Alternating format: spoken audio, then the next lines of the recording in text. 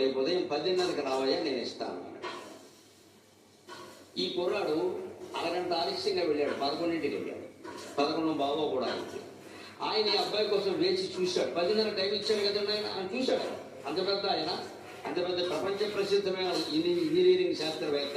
ఆయన వేచి చూశాడు క్రమశిక్షణ ప్రకారం. 10:30కి అబ్బాయి వస్తాడు కదా, నేను 10:25కి అక్కడ ఉండాలి కదా. తన ఇంట్లో ఉండే ఒక గదిలో ముందు హాల్లో ఒక డ్రాయింగ్ రూమ్ అంటాం కదా, అక్కడికి వచ్చి ఆయన కూర్చున్నాడు.